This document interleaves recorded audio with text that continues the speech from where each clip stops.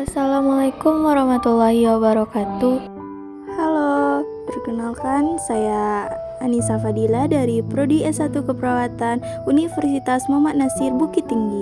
Oke, topik kali ini pemikiran Bapak Muhammad Nasir serta peran Yasi Sumbar dalam membangun umat dan bangsa. Selamat menonton.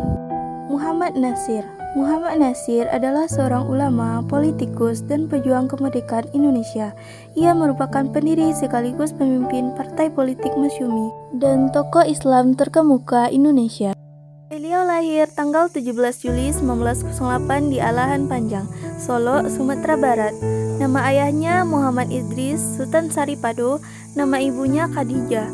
Ia memiliki 3 saudara yaitu Yukinan, Rubiah, Yohanusun. Beliau wafat pada tanggal 6 Februari 1993 di Jakarta dan memegang Partai Masyumi.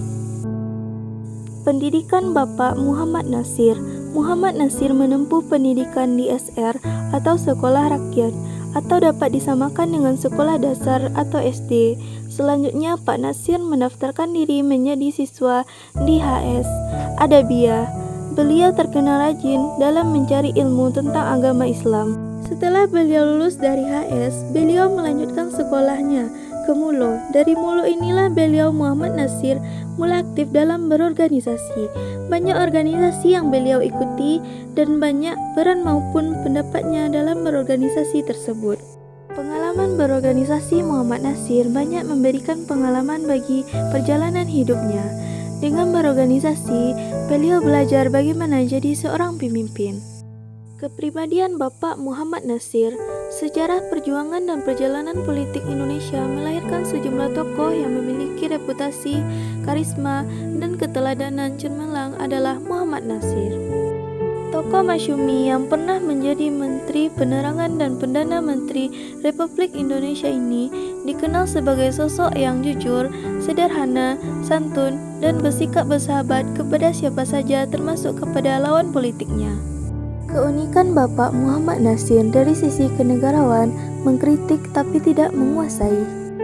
Contohnya adalah ketika beliau mengkritik Bapak Soekarno, Bapak Soeharto, beliau melakukan kritikan benar-benar untuk membangun negeri, tidak untuk menjatuhkan jabatan seorang presiden. Ketika beliau mengeluarkan yang namanya mosi integral, pada saat itu di Indonesia berada pada titik kehancuran dengan adanya negara-negara boneka yang dibentuk oleh pemerintah Belanda yang kita sebut dengan Indonesia Serikat.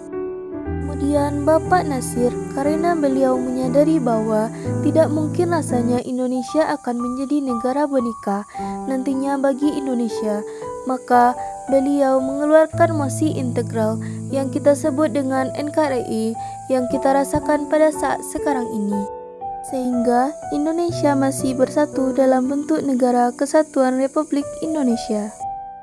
Dasarnya peranan beliau dalam menegakkan dan mempertahankan NKRI serta posisi kedudukan beliau yang pernah diperankan beliau sejak dari persiapan kemerdekaan sampai sesudah proklamasi dan ketika menghadapi pemerintahan Republik Indonesia Serikat sebagai hasil dari keputusan KTN atau Komisi 3 Negara dan penyerahan kedaulatan sesudah KMB atau Konferensi Meja Bundar dan puncaknya ketika menampilkan mosi kembali menggantikan DRIS menjadi NKRI yang dikenal dengan mosi integral. Muhammad Nasir terjadi pada tanggal 3 April 1950. Di dalam suatu wadah yang disebut NKRI, mosi beliau ini diterima aklamasi, tidak satu pun yang menolak yang diberi nama mosi integral.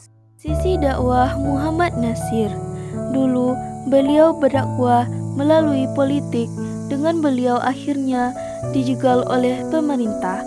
Akhirnya beliau dipenjara, dimatikan karir politiknya dan beliau beralih ke dakwah mendirikan yang namanya Dewan Dakwah Islamiyah Indonesia.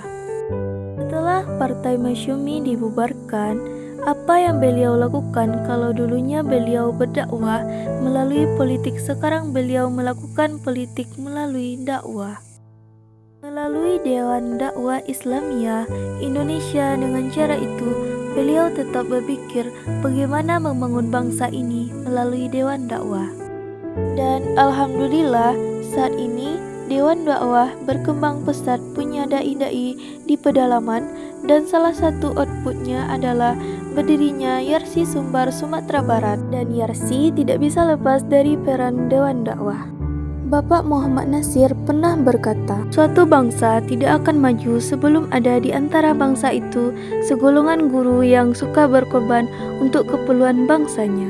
Baiklah, itulah penjelasan tentang pemikiran atau kepribadian Bapak Muhammad Natsir serta peran Yarsi Sumbar dalam membangun umat dan bangsa.